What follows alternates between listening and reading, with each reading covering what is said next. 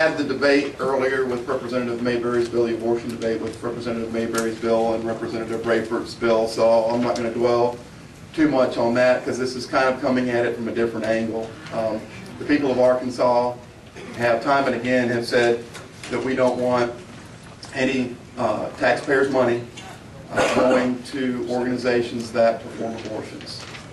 And we've passed Amendment 68 to that effect.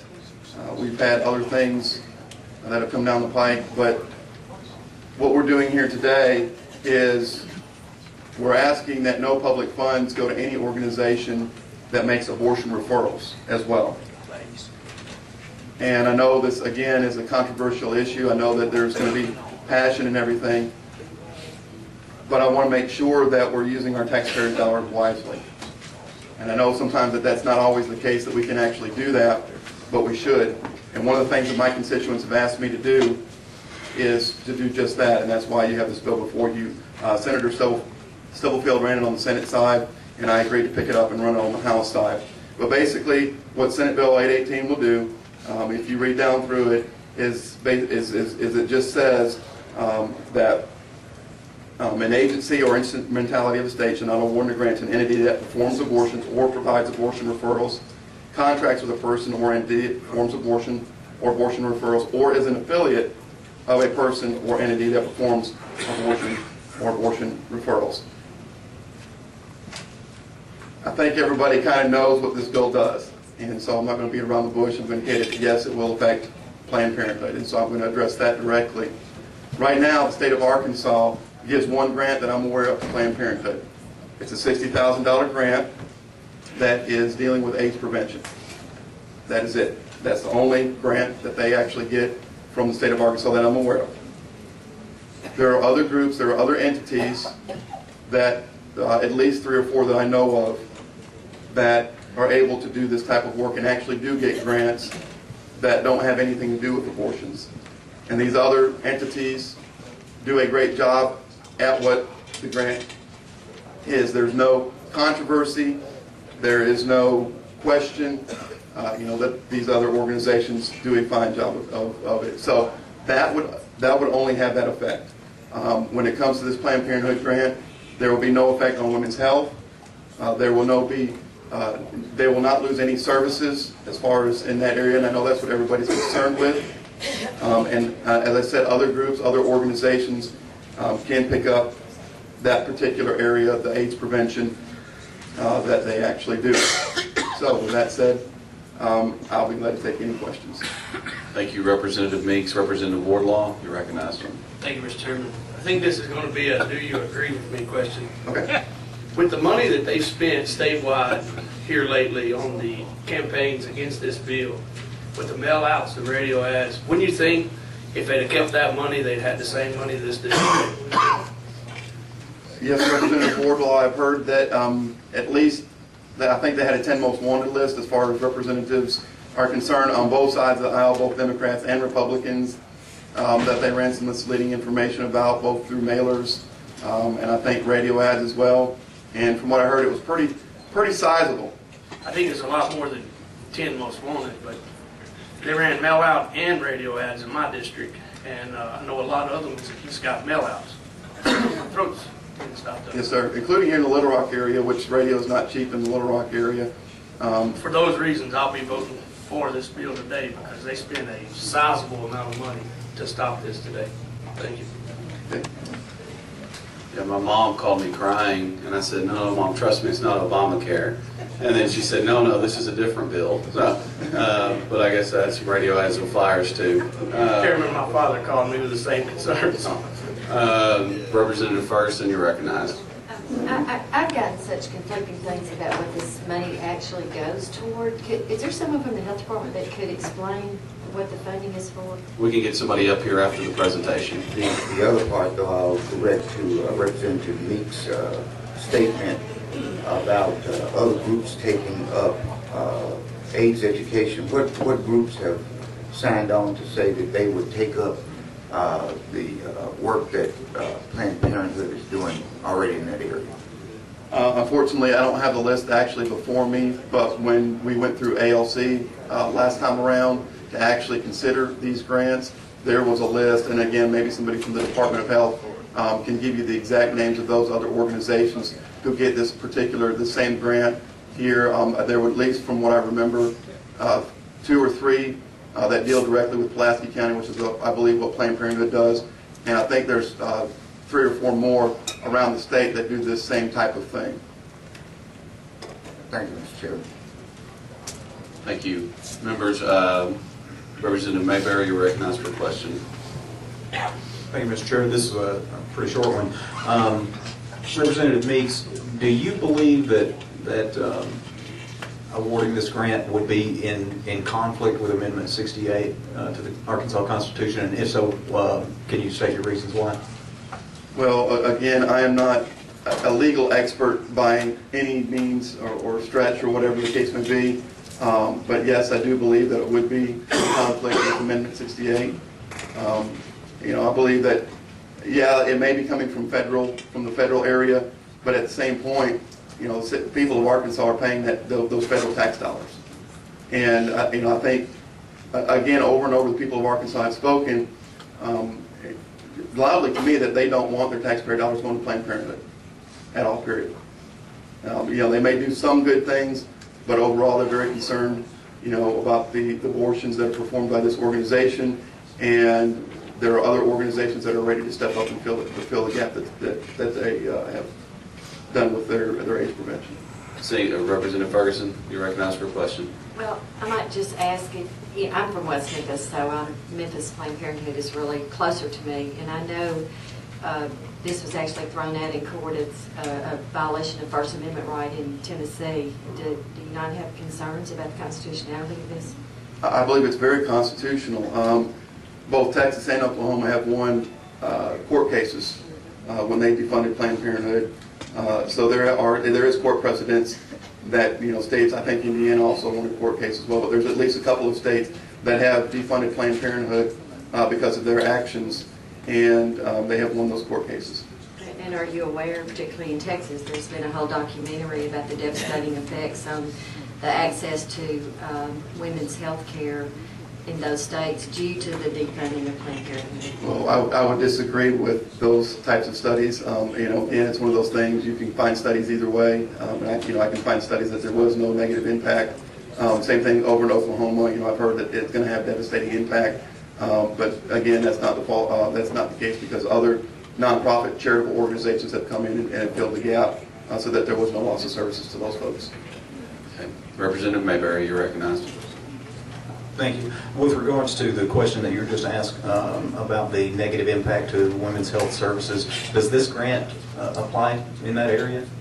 Again, no, it does not. It does not affect anything. None of the breast cancer screenings or anything of that nature. It's just AIDS prevention. I was wondering if you could educate me on something. In cases like this, where specific to this bill, Planned Parenthood receives money from various sources, including what this bill is addressing, do they have flexibility in how they choose to spend their money, so that in the event they lose a funding source, things that they might have spent money on, they would no longer be able to spend money on, or they have some flexibility within their budget to pick and choose what they pay for? How restricted are they by the grants and their funding sources? Well, I don't have intimate knowledge of how Planned Parenthood and how they do their budgeting, but I think that some of the concern that my folks have is that, yes, that they're able to, even though the grant is for specifically, for AIDS prevention, that somehow some of that other money is used, for other purposes, or instead of just, instead of taking that $60,000, they do use it for AIDS prevention. But like you said, let's say they didn't have that grant, instead of spending some of that money on abortions, they would have to then transfer it over to AIDS prevention if that isn't something, in fact, that they really wanted to do. So there is some flexibility within their budgeting process as to what they choose to spend their money on in the event they should lose a funding source. For what are their essential services for existing, they would still be able to function and continue, but it would be a matter of how they would appropriate their money within their framework of their budget. Yes, sir, that's correct. Okay, thank you. Representative Harris, you're recognized.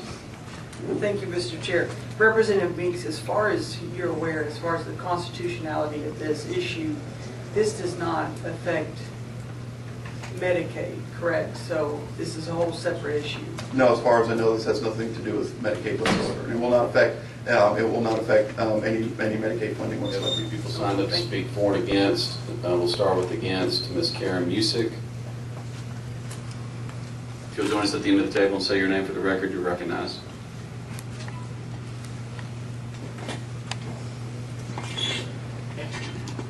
Hi, my name is Karen Musick. Please, turn on your mic. Push the button. My name is Karen Musick. This is the third morning I've taken off of work so that I could be here to speak to you about this issue. This is something I feel passionately about as well. I'm a 57-year-old Arkansan with a wonderful grown child whom I love and adore, and I enjoyed enough to homeschool from kindergarten through high school. She's a proud Razorback graduate now. I'm married to a man that's my best friend for 31 years. I'm willing to tell my story so young women like my daughter, her children, and grandchildren will have the same rights that I had, the rights that all of us should have.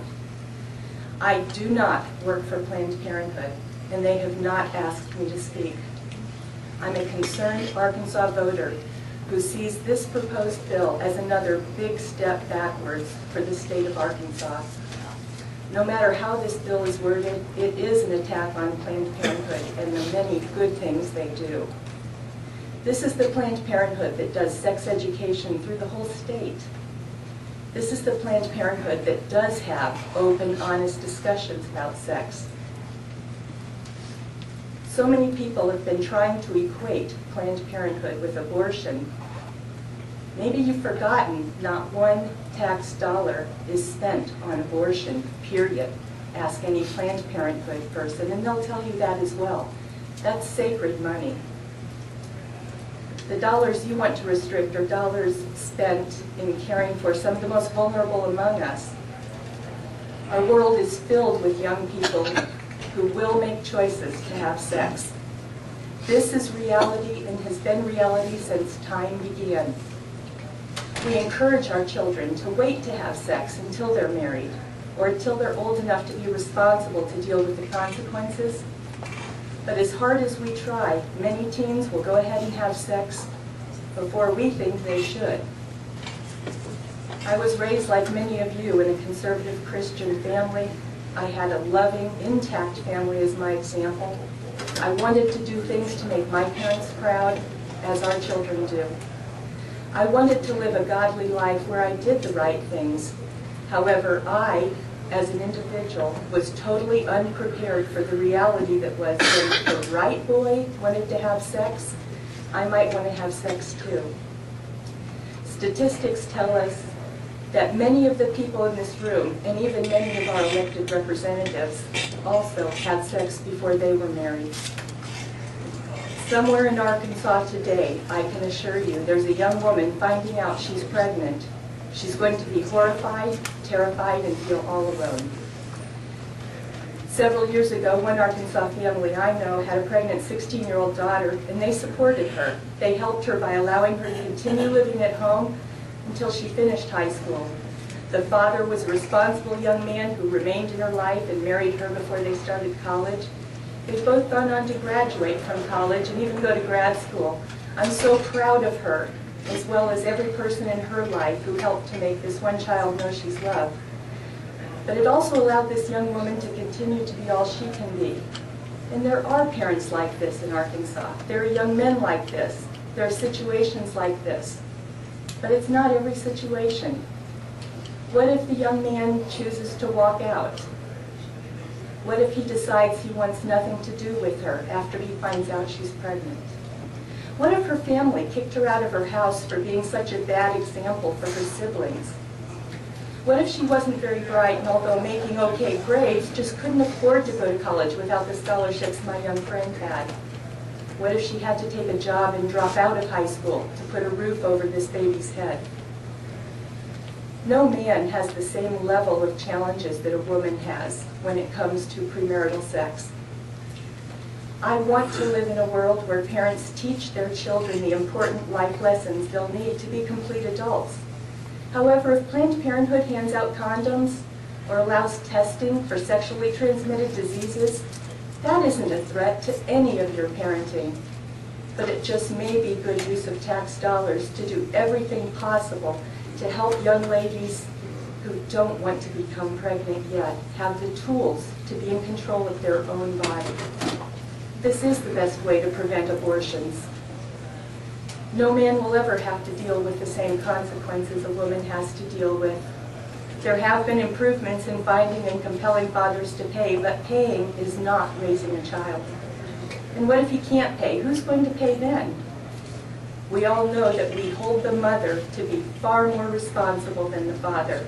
If a single mother has to leave her child in less than ideal babysitting situations, it's the mother we're going to blame, not the father who walked out and left them alone. Because Planned Parenthood has always been about letting a woman be in charge of her own body, they do have occasions to refer someone on to have a legal abortion.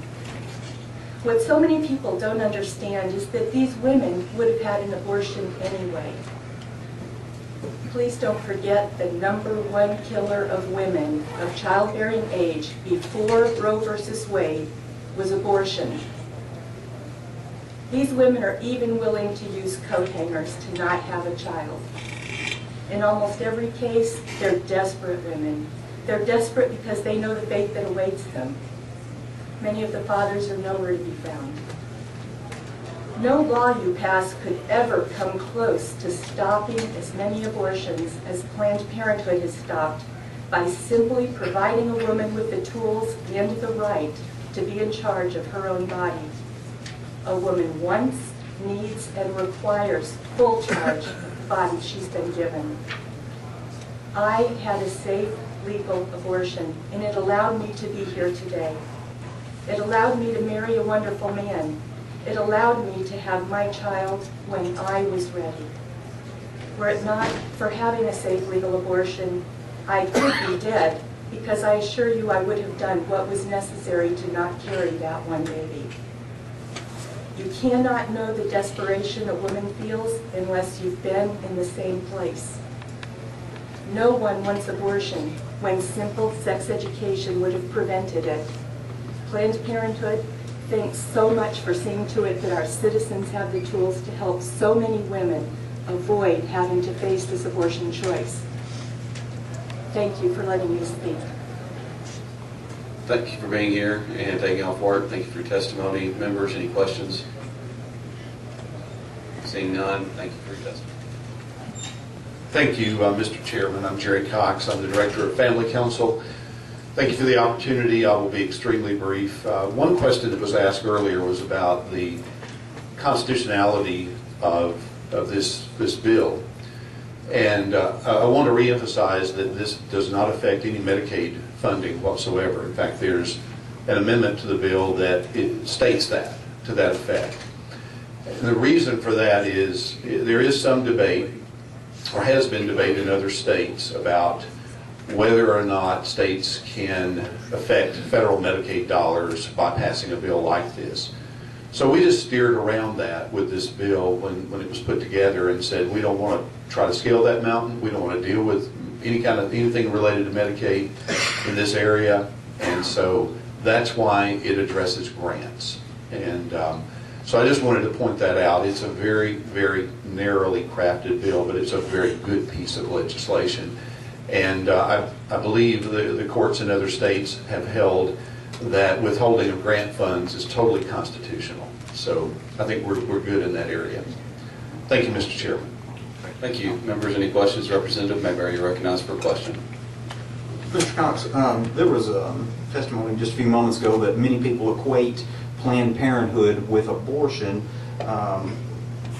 Would you tend to agree with that statement? And if so, would it possibly be because Planned Parenthood is responsible for more than 27% of the abortions that occur in the United States? Representative Mayberry, I've been told that Planned Parenthood is the largest provider and promoter of abortions in the country. That's what I've been told. As far as the local chapters, I've been told that they do chemical abortions at the clinic here in Little Rock and in Fayetteville. So, Speaking nationally, the statistics I've seen show that in 1973, at the time of the Roe v. Wade ruling, that Planned Parenthood was responsible for less than 1% of the abortions in the United States. Again, speaking nationally, 0.6%. By 1977, 4 years later, they were responsible for 4.5%. By 2001, 16.5%. 2009, 27.1%. That seems to be quite a growing trend for at least the national organization of Planned Parenthood. Would you agree? yes, and that's why you see a number of states taking up legislation similar to this. Thank you. Thank you. We have 2 more signed up to speak against, so that's it. Next is Ms. Karen Swinton. You'll join us at the end of the table and say your name. You're recognized to speak against the bill. I am Karen Swinton. And good morning, Chairman and House Committee members. This grant that we're speaking of today has a direct effect on me because I am the health educator here at Planned Parenthood. I have been the health educator for the past 13 years here in Little Rock. I am here this morning to testify in opposition to this bill, which, as you know, would prohibit funding for our HIV and sexually transmitted prevention education program here in Arkansas. Planned Parenthood is the largest, most trusted provider of sex education and pregnancy prevention programs in the country. Planned Parenthood of the Heartland advocates teaching sex education that emphasizes abstinence as the best choice to prevent unintended pregnancies and sexually transmitted diseases. Planned Parenthood of the Heartland also advocates for providing young people with medically accurate, age-appropriate information about healthy communication, responsible decision-making, contraception, and disease prevention. Here in Arkansas, we cannot keep up with the demands for our education services. Sure, there are many people who can do the job, but we are doing it, and we're doing it very effectively. We clearly want our kids to have access to comprehensive sex ed. Parents clearly want their kids to have access to comprehensive sex education, including accurate information about healthy relationships, birth control, abstinence, and sexually transmitted diseases. But don't just take my word. Daryl Seward, who is the coach at Central, I've been working with Coach Seward for the past 9 years. Coach Seward, he's been a teacher in the school district for over 25, 30 years, and he and I have a great working relationship. I go in his class and I teach a curriculum. Now, he had an article recently. He did he was interviewed for an article, and he invited any legislator to come to his classroom to listen to the curriculum that we cover. He noted that this class has been one of the most well-received programs that the kids have ever been engaged in. The facts are very clear. I do understand when you don't work with kids, you really don't understand what they're facing, but Arkansas, we rank number 7 when it comes to teen pregnancy. We are the 3rd highest state when it comes to teen birth. But no, it doesn't stop there. We're number 7 when it comes to gonorrhea infection. We're number 8 when it comes to syphilis infection. And we're number 9 when it comes to chlamydia. And teens have the highest rates of chlamydia in this county and in the state.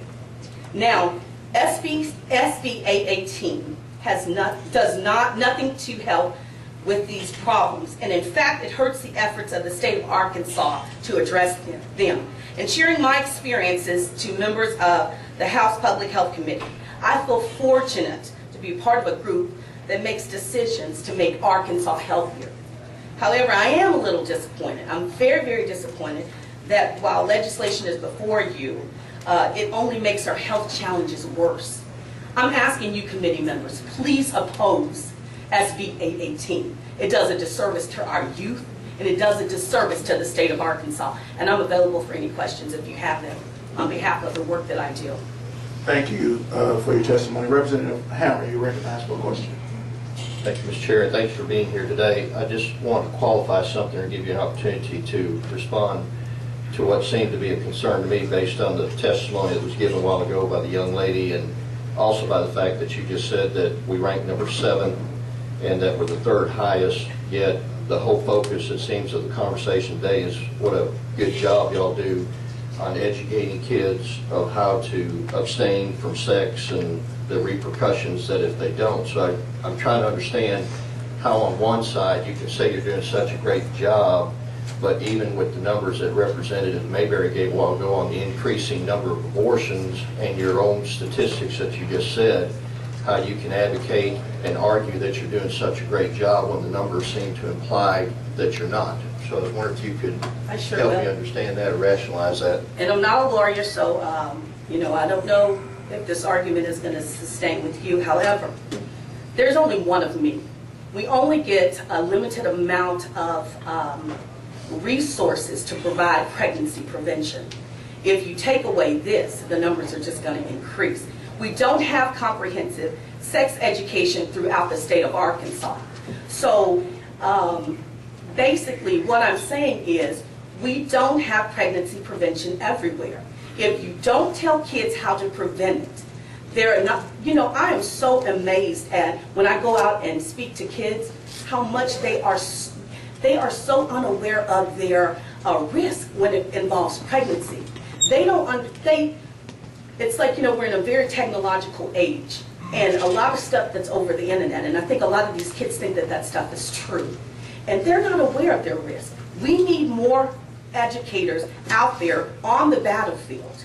I do an effective job. I know I do, because, I get kids telling me, how I made an impact on their lives. But it's just one of me. I cannot reach everyone in the state of Arkansas. If we had more programs to do pregnancy prevention, I can't guarantee it, but I can assure you that our numbers would decrease. Okay, follow up, Mr. Chair.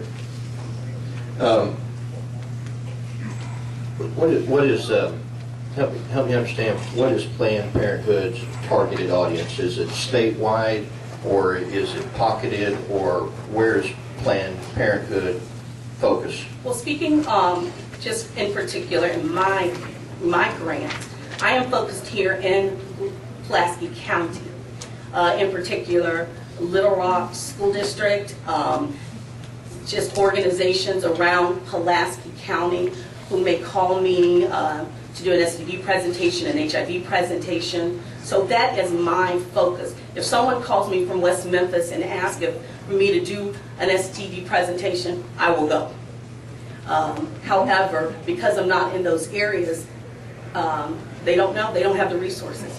Okay, one last question.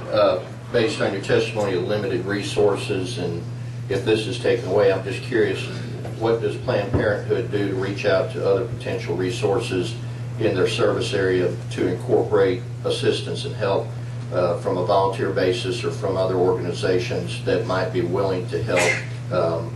And I'm just curious about what bridges you have built into the community in other areas.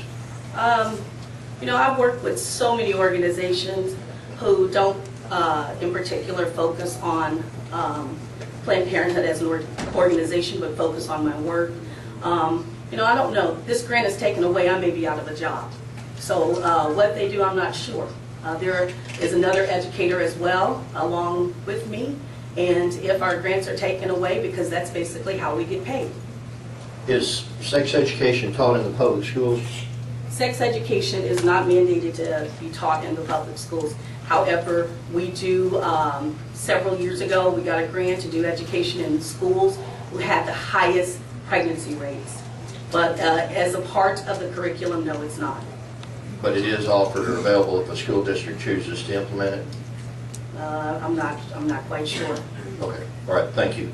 Okay, members, we have 4 more people sign up for questions, and we have 1 more person sign up to speak. We have to adjourn by 10, and we have 2 other bills to run. I know how important this is, but I think we all also know that let's not ask questions chasing rabbits. If you're actually undecided and have a question that might persuade you, by all means ask it. Otherwise, let's go through the testimony and vote. Representative Harris, you're recognized. Thank you, Mr. Chair. I think I just was censored, so I probably shouldn't ask a question, but I will say that I'm going to respect the chair and get censored, so thank you. That was just a warning that the censor was coming. Then can I ask the question, Mr. Chair? It's up to you, just be brief. Okay. If you have a question.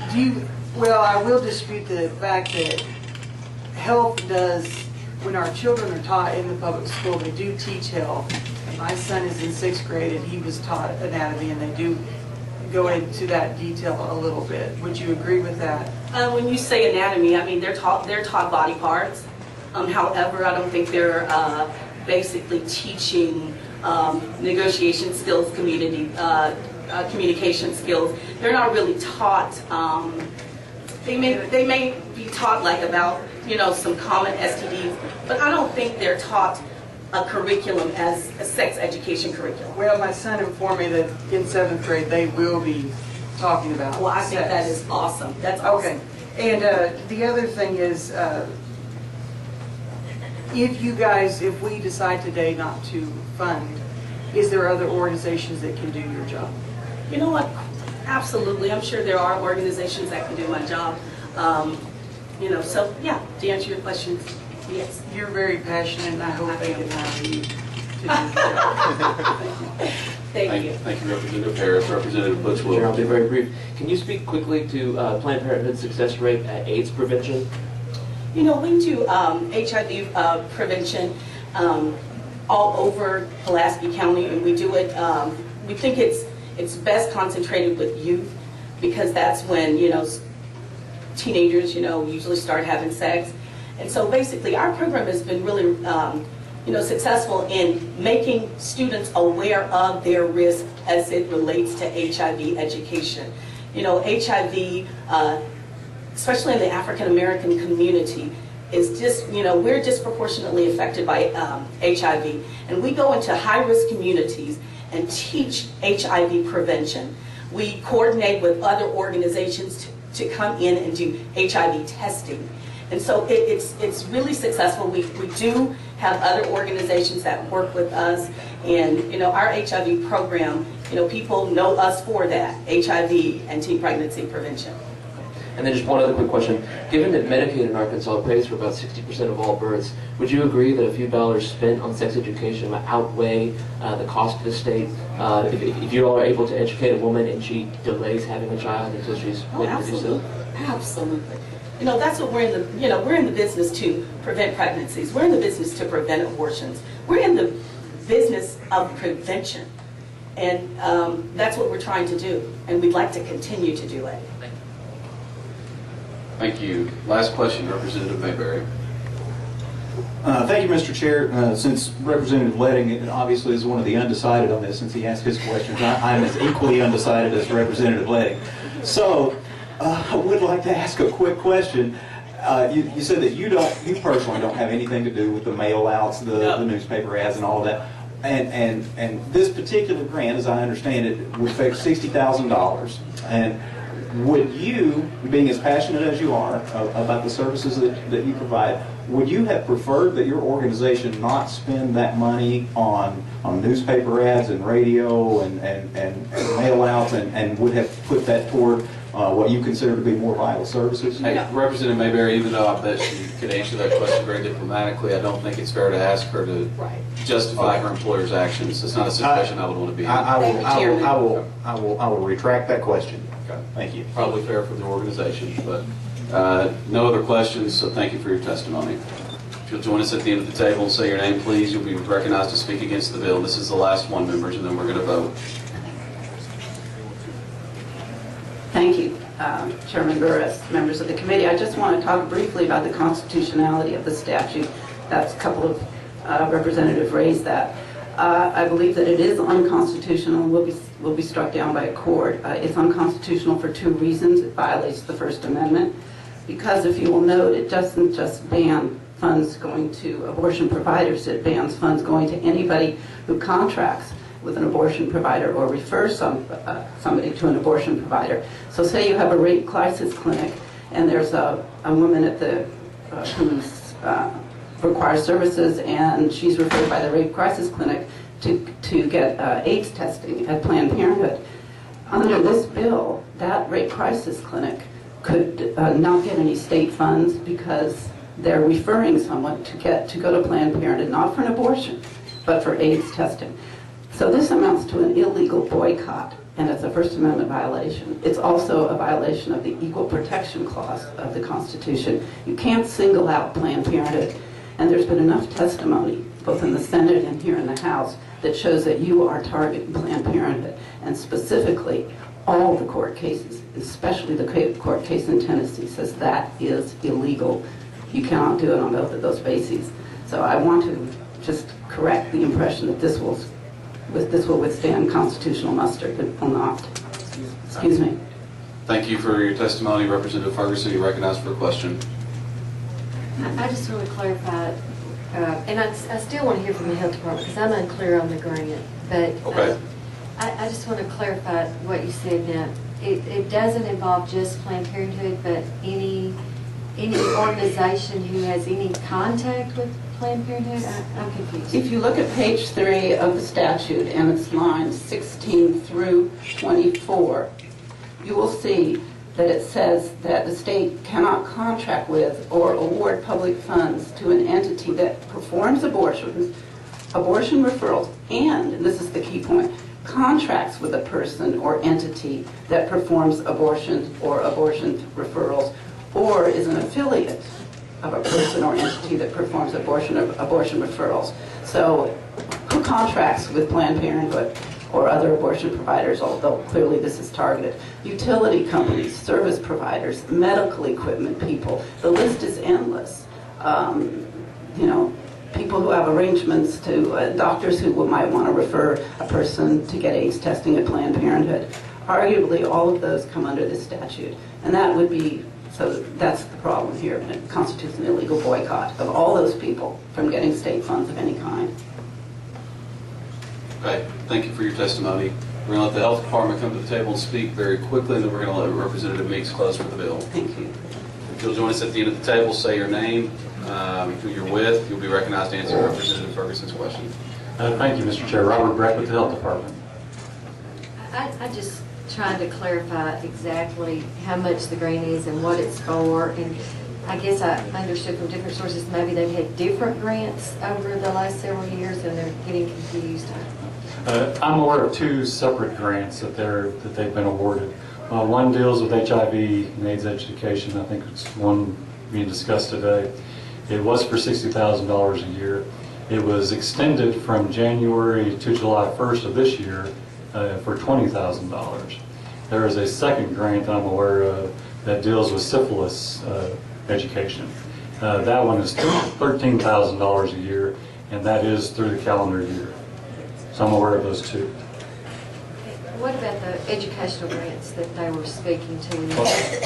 Yeah, those are in the school. I'm confused Right. about the school connection. These are both educational grants targeting mainly, from what I understand, mainly Central High, but it is Little Rock schools. Both of these, the syphilis and the HIV, they're 2 separate grants. Both target essentially the same communities or the same individuals. One's for $13,000 for the calendar year. The other one is for $20,000 for the first 6 months of this year. It will come up for bid again in July. Well, I guess my other question, not here today, but someone had mentioned they thought the funds had been used improperly. Have you found that to be true at all? I'm not aware of that. They actually give a pretty detailed budget when they get these funds, and I'm not aware of any using that money improperly in any way. Okay, thank you for your testimony. I'm sorry, Representative Butch Wilkins had a quick question. Robert, are you saying none of this money is used for abortion? None of this money is used for abortion. It is used for very specifically for the one grant for syphilis education, the other grant for HIV/AIDS education, and mainly for Little Rock schools. But no, none of this money can be used for the abortion services. No. Thank you, sir. Thank you, Mr. Chairman. Thank you for your testimony. Representative Meeks, you recognized to close for your bill.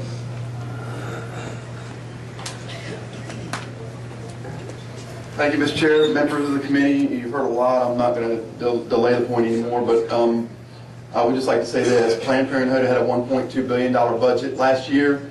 They ended with $87.4 million profit extra. This was even after $500 and some million in taxpayers' money. In 2010, 2011, they ended up with a $155.5 million profit.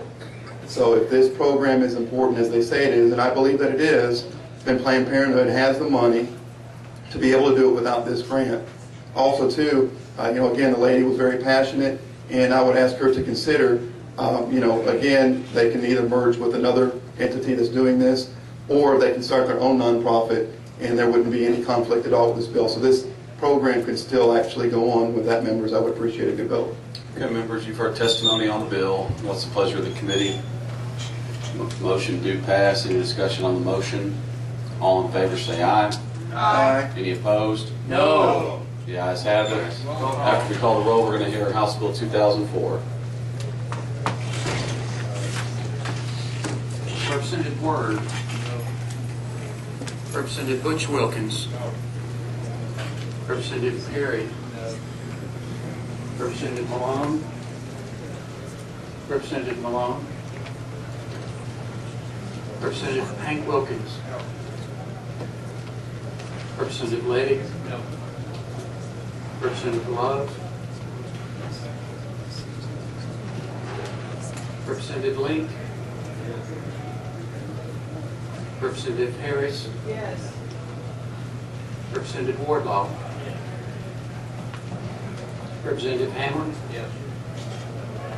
Representative Branscombe. Representative Meeks. Yes. Representative Mayberry. Representative Overby. Representative Overby. Representative Ritchie. Representative Ritchie. Representative Womack. Representative Ferguson. Vice Chair Murdoch. Chair Burrows. You failed to pass your bill. Representative Wardlaw, or I'm sorry, if you're here for that, please go ahead and make your way out quietly. We need to run this last bill.